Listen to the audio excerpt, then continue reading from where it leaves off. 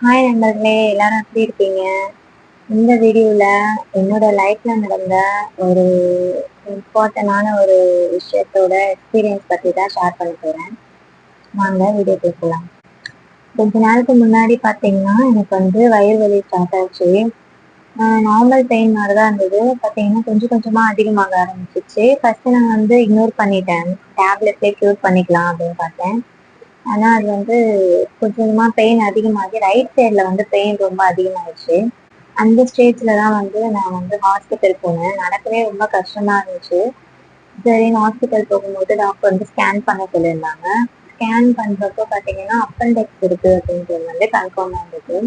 அப்ப டாக்டர் வந்து எனக்கு வந்து டிலே பண்ணக்கூடாது, உடனே சர்ஜரி பண்ணணும் அப்படின்னு சொல்லியிருந்தாங்க. அது ரொம்ப பயமா இருந்துச்சு. பட் ஆனா டாக்டர்ஸ் அண்ட் ஃபேமிலி சப்போர்ட் இருக்கிறதுனால நானுமே ஓகே சொல்லிட்டேன். அப்புறம் எனக்கு வந்து லேப்ரோஸ்கோபி தான் பண்ணாங்க. சின்ன சின்ன கட்ஸ் தான். ஆனாலுமே கொஞ்சம் பயமா இருந்துச்சு. அப்புறம் சர்ஜரி நல்லபடியா முடிஞ்சது. 1 டேல வீட்டுக்கு வந்துட்டோம். நார்மல் ஆயிடுச்சு. எதுக்காக இந்த வீடியோ நான் ஷூட் பண்றேன் அப்படின்னா, சின்ன சின்ன பெயின் வந்தா கூட நம்ம இக்னோர் பண்ணிடுறோம். பட் ஆனா இந்த அப்பெண்டிக்ஸோட பெயின் வந்து ரொம்ப ரொம்ப சீரியஸ். ஏன்னா உடனே சர்ஜரி பண்ணணும் அப்படின்ற அளவுக்கு போயிடுச்சு. நான் எதிர்பார்க்கவே இல்ல. இதோட சிம்டம்ஸ் என்னன்னா, எனக்கு வந்து ரைட் சைட்ல பெயின் அதிகமா இருக்கும். வாமிட்டிங் வரா மாதிரி இருக்கும். ஒரு சில டைம் வாமிட்டிங்கும் வந்திருக்கு. அப்புறம் ஃபீவர் வரா மாதிரி இருக்கும். ஃபீவர் வரும். அதே மாரி நடக்கிறதுக்கு ரொம்ப கஷ்டமா இருக்கும். உட்கார ரொம்ப கஷ்டமா இருக்கும். இந்த மாதிரி சிம்டம்ஸ்லாம் இருந்துச்சு அப்படின்னா, நீங்க உடனே டாக்டர கன்சல்ட் பண்ணுங்க. இந்த மாதிரி நீங்க வந்து கேர்லெஸ்ஸா இருந்துடாதீங்க.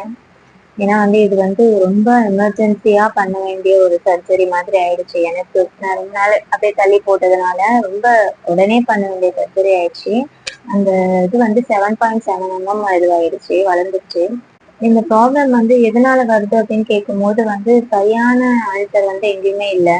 ஜங்க் ஃபுட் நிறைய சாப்பிடக்கூடாது, அதாவது வாட்டர் நிறைய குடிக்கணும், ஹைஜீனா இருக்கணும், வயிற்றுல வந்து பூச்சிகள் வராம பார்த்துக்கணும், காய்கறிகள் அதெல்லாமே நிறைய எடுத்துக்கணும் அப்படின்னு சொல்லிட்டு நிறைய டாக்டர் கன்சல்ட் பண்ணாங்க. ஆனா எதனால வந்துச்சுன்றது லாஸ்ட் வரைக்கும் எனக்கு தெரியல.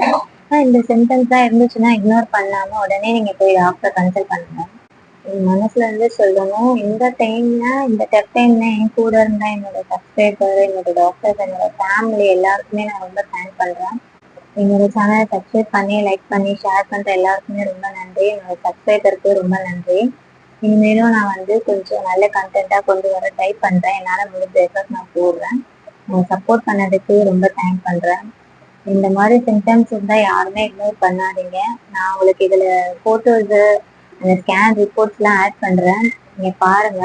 உங்களுக்கு இந்த மாதிரி சிம்டம் இருந்ததுன்னா உடனே நீங்க போய் டாக்டர்ஸ் கன்சல்ட் பண்ணுங்க. தேங்க்ஸ் ஃபார் வாட்சிங். Love you all. Bye. Next வீடியோல பார்க்கலாம்.